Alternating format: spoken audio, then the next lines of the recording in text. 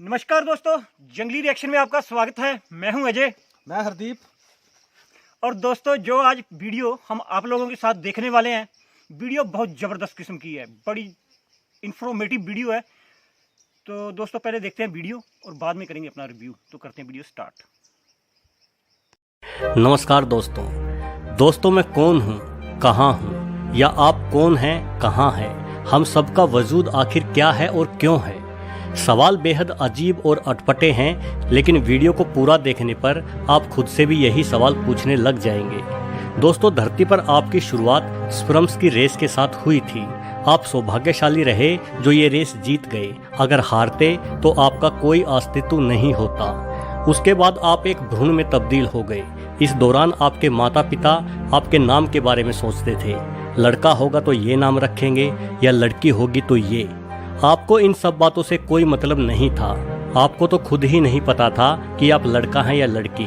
आप आराम से अपनी माँ के गर्भ में आराम फरमाते रहे। 9 महीने बाद डिलीवरी रूम में माँ के गर्भ से बाहर आपने पहली सांस ली। सब लोग आपके जन्म की खुशियाँ मना रहे थे, मिठाइयाँ बांट रहे थे।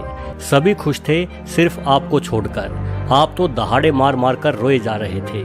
खैर, दूध पिलाकर आपका रोना चुप कराने की कोशिशें की गई। ये कोशिश कई महीनों तक लगातार चलती रही। जब भी आप रोते, आपको दूध पिलाकर चुप करा दिया जाता। आप सो जाते, फिर थोड़ी देर में उठ जाते, फिर रोने लगते। आपको हर कोई अपनी गोद में लेता, आपके गालों पर, होंठों पर किस करता। लेकिन इतना प्यार मिलने पर भी आपको कोई फर्क नहीं पड़ता। आप वैसे ही गला फाड़कर रो देते थे। आपके लिंग के अनुसार आपका नाम भी रख दिया गया। सबने काफी सोच समझकर बड़ा क्यूट सा नाम आपके लिए चुना, लेकिन आपको तो इन सब से कोई लेना देना नहीं था। फिर भले ही आपका नाम रामलाल, उमा शंकर या कुछ भी रख देते, आपको तो वैसे ही चिंगाड़े मार मार कर रोना ही होता था। खैर, आप थोड़े बड़े हुए, थोड़ा बहुत कुछ समझने लगे, खेलने लगे, तो आपको जबरन स्कूल में धकेल दिया गया। हालांकि शिक्षा हम सब के लिए बेहद महत्वपूर्ण है, लेकिन उस समय तो ये सब आपके लिए जबरदस्ती ही था। स्कूल में जाकर पहली बार आपने खुद से कुछ चुना, अपना दोस्त। आपको नहीं पता था कि जिसे आपने अपना दोस्त बनाया है वो अच्छा इंसान है या बुरा, और आपको इन सब बातों से कोई मतलब भी नहीं था। बस आपको कुछ दोस्त मिल गए, बहुत है। वो ख्वाबों के दिन, वो किताबों के दिन, वो सवालों की रातें, वो जवाबों के दिन न जाने कब बीत गए और आप युवा हो गए। अब आपका झुकाव अपने से विपरीत लिंग के साथी की तरफ भी हो गया। आपने मोहब्बत की, आपका दिल टूटा।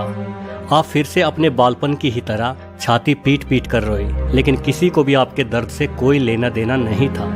फिर आपने तय किया कि आप नहीं टूटेंगे, आप मेहनत करेंगे, कुछ बड़ा करेंगे। समय के साथ साथ आपको नौकरी भी मिल गई।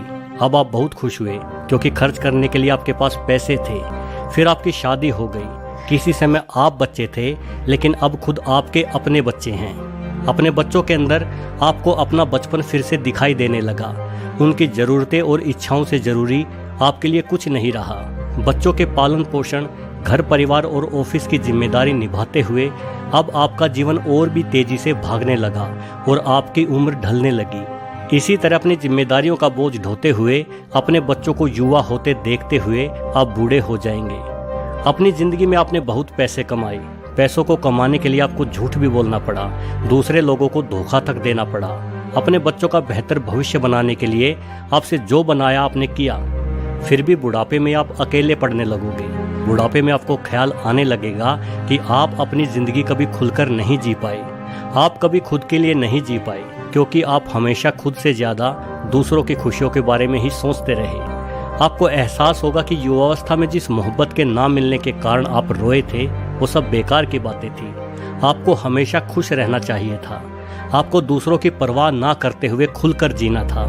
जीवन भर पैसों के पीछे भागने से बेहतर था कि भले ही थोड़े कमाता, लेकिन उस कमाई को खर्च करने के लिए समय भी निकाल पाता। किंतु अब ये सब सोचकर क्या फ़ायदा। चाहे जैसी भी जी हो, अब आप अपनी ज़िंदगी जी चुके हैं। इन्हीं सब ख्यालों के साथ एक दिन आपकी तबीयत खराब हो गई और आपको हॉस्पिटल ले जाया गया। एक दिन हॉस्पिटल में ही आपने अपनी पहली सांस ली थी, और आज हॉस्पिटल में ही आपने अपनी आखिरी सांस भी ले ली। अब आपका इस दुनिया में कोई अस्तित्व नहीं है, लेकिन ये दुनिया यूं ही चल रही है। आपका जीवन साथी, आपका बेटा या बेटी आपको याद करते हैं। आपको याद करते हुए उनकी आंखें भर आती हैं, लेकिन धीरे धीरे वो भी आपको भुला देते हैं। और दुनिया की भागदौड़ में शामिल हो जाते हैं। बीते वक्त के साथ आपका जीवन साथी और आपके बच्चे भी इस नश्वर संसार को छोड़ चुके होंगे। आपके बच्चों के बाद आपके पोता या पोती भी शायद थोड़ा बहुत कभी आपको याद कर ले, लेकिन उसके बाद की पीढ़ियां तो जानेगी भी नहीं कि आप कौन थे और क्या थे।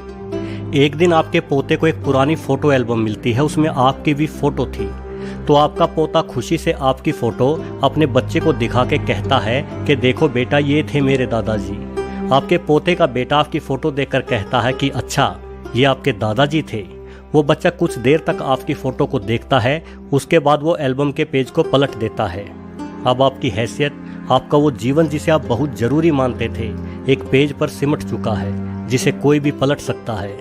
कुछ दशकों बाद आपकी वो फोटो एल्बम भी पता नहीं कैसे पुराने अखबारों के साथ कूड़े के ढेर में पड़ी थी। वैसे भी आपके पोते के बाद की पीढ़ियों के लिए आपके फोटो एक कूड़े के समान ही होंगे, इसलिए रद्दी के ढेर के साथ आपकी फोटो एल्बम को कबाड़े वाले के तराजू पर तोल दिया गया। उसके बाद आपके फोटो रिसाइकल होते हुए फिर से कोरे कागज में तब्दील हो गए।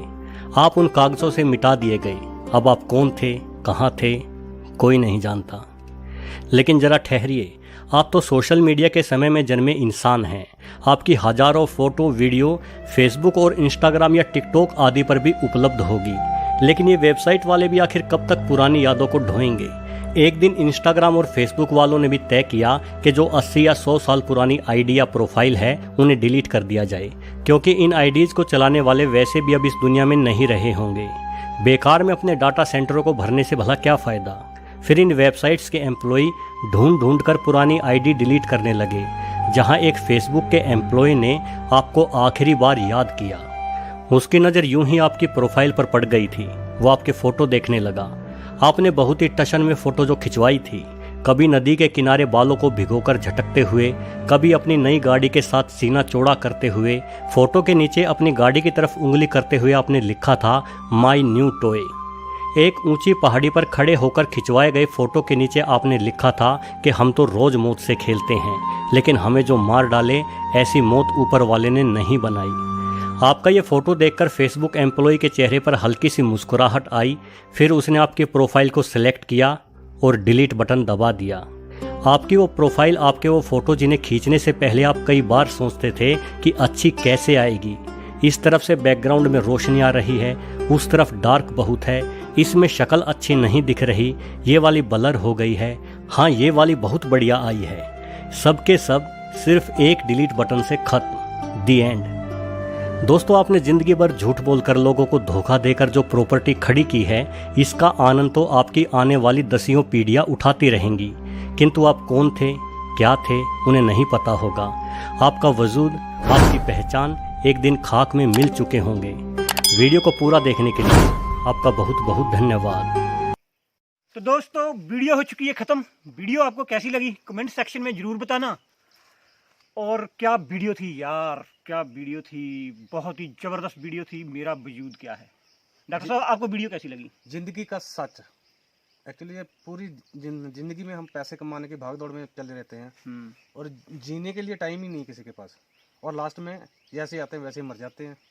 तो इस वीडियो में वही दिखाया गया, बहुत अच्छी तरह डिस्प्ले किया है। मतलब पूरा इंसान का जो घमंड है वो इस वीडियो ने चकनाचूर कर दिया है।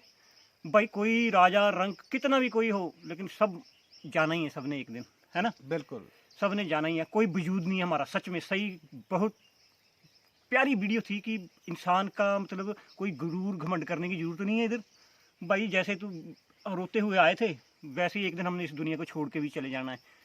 और हम कैसे, मैं देखता हूँ कि दुनिया कैसे लड़ती रहती है ज़मीनों के लिए, भाई भाई में लड़ाई हो जाती है ना। एक कोई प्रॉपर्टी बंटवारे में मतलब भाई भाई के कत्ल हो जाते हैं।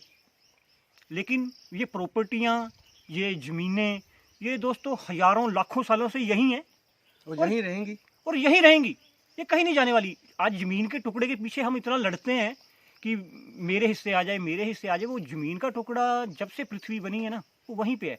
लेकिन हम लोग आते जाते रहे हैं, मतलब उसके मालिक बदलते रहेंगे उस ज़मीन के टुकड़े के, लेकिन वो ज़मीन वही रहेगी और हम उसके पीछे लठ बजाते रहेंगे, लड़ते रहेंगे। है मतलब हम अपने फ्यूचर को लेके मतलब पूरा दिन पागल रहते हैं, बिल्कुल, है। पूरा दिन हम यही सोचते रहते हैं फ्यूचर में, यार कल को लड़की की शादी करनी, लड़के की शादी करनी, ये वो। लेकिन जो हम प्रेजेंट ज़िंदगी है, जो हम अब लाइफ जी रहे हैं, उसका एंजॉय हम कभी भी नहीं करते। हम हमेशा मुश्किलों में, मतलब 24 घंटे टेंशन लेके रखते हैं दिमाग में, है ना, कि फ्यूचर कैसा होगा, पैसे जोड़ने हैं, ये है वो है। लेकिन पता कोई नहीं आखिरी सांस कब हो जानी है हमारी, ऐसे चलते चलते ख़त्म हो जाना है। दोस्तों, फ्यूचर में ना जीकर हमें प्रेजेंट में जीना चाहिए। और जो आज की लाइफ है, क्योंकि हम तो प्रेजेंट में जब आज जी रहे हैं, जो अब जी रहे हैं, उसी को फुल एंजॉय करो, तभी हमारा आने वाला टाइम, मतलब हमारी ये यादें हैं जो अच्छी रहेंगी, अच्छी बनती रहेंगी। नहीं तो वही है ना, क्या बोल सकते हैं। डॉक्टर साहब, और कोई पॉइंट आपको याद आ रहा है लाइफ के इस संबंधित? अरे भाई, आपको तो पता ही है, हम तो लाइफ अपनी जैसी जितनी का औकात है उसी के हिसाब से जी रही हैं। मुझे तो अपनी एक्सपीरियंस बताता हूँ। मैं काफ़ी पहले से यही सोच रहा था कि लाइफ को, ज़िंदगी को अपनी अच्छे तरीके से जीऊँगा, भाई कुछ भी हो जाए। मैं ज़्यादा, पता ही है तुझे, ज़्यादा कुछ घूमने फिरने में, ऐसी रिलीजियस जगह जाने में मज़ा आता है, तो मैं तो घूमता हूँ। सभी आपके साथ ही होते हो। हाँ, हम भाई फुल एंजॉय करते हैं अपनी लाइफ का। हम हर साल 1-2 टूर होते हैं हमारे, कभी केदारनाथ, कभी बद्रीनाथ, कभी मैक्लोडगंज, कभी मनाली, शिमला। हम बहुत घूमते हैं और एंजॉय करते हैं। हम प्रेजेंट में भाई जीते हैं अपनी लाइफ, चाहे पैसे कम हैं, लेकिन हमें पता है कि आने वाले टाइम में हमें किसी ने याद नहीं रखना। हाँ, जाना तो है ही है। तो ये जिंदगी जितनी मिली है ना, उसे अच्छे तरीके से जीकर मरेंगे। नहीं तो वही ना, बाद में फिर हमारे बोल रहे थे ना कि पोतों के बाद की नस्लों को कोई मतलब ही नहीं है। सही बात है। हम जानते हैं किसी को अपने हाँ ना, हम अपने बाबा तक तो, हम दादा तक तो हम भी जानते हैं अपने, उसके लेकिन उसके पीछे वालों को हम नहीं जानते। सही, वीडियो में बहुत गहराई बताई गई है दोस्तों। और लास्ट में वही हमने रद्दी में क्लोज होके ना, हमारी फोटो वाइट में हो जानी, बस दोबारा रिसाइकिल हो जानी है। और फेसबुक वालों ने भी हमारा अकाउंट जो है डिलीट कर देने हैं। खैर, हम तो यूट्यूब पर है, हमारी वीडियो रहेगी यूट्यूब पे लेकिन कभी तो कभी ये भी जाएगी। नहीं, ये वीडियो, ये यूट्यूब वाली वीडियो तो शायद मेरे को नहीं लगता जाए, क्योंकि फेसबुक वाले तो हो सकता है आईडी डिलीट कर दें, लेकिन ये वीडियो तो जो हम बना रहे हैं, ये तो चलती रहेंगी जब तक है ना। बिल्कुल हो सकता है। तो ठीक है दोस्तों, वीडियो बड़ी ज़बरदस्त थी, मज़ा आया देख के। आपको कैसी लगी? और बताना भूल गया मैं, ये बबल न्यूज़ की वीडियो थी। बबल न्यूज़ वाले हैं, ये बहुत ही ज़बरदस्त किस्म की वीडियो बनाते हैं, मतलब असलियत के ऊपर, सच के ऊपर वीडियो बनाते हैं। हम और भी लेकर आएंगे इनकी वीडियो, बड़ी खतरनाक वीडियो बनाते हैं ये। तो ठीक है दोस्तों, वीडियो यहीं तक थी। चैनल को सब्सक्राइब करना बिल्कुल ना भूलिएगा, और बेल आइकन को भी प्रेस कर लीजिएगा। और दोस्तों, सब्सक्राइब बहुत कम कर रहे हो आप, प्लीज़ यार, भाई आपके मेहनत कर रहे हैं तो सब्सक्राइब किया करो। तो ठीक है दोस्तों, मिलते हैं नेक्स्ट वीडियो में। तब तक के लिए जय हिंद, जय Bharat, and thanks for watching.